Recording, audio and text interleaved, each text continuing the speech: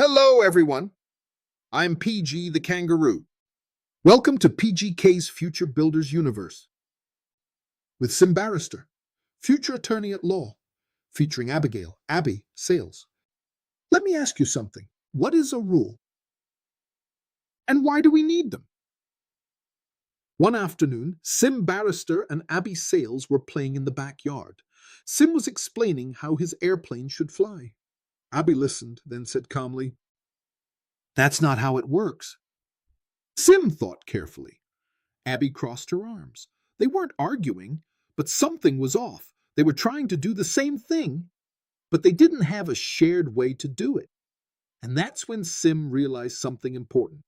They needed a rule. He said, "If we both have ideas, then maybe we need a rule. Rules can help us do things the right way. Some rules can also help us work together instead of against each other." That's when something important became clear.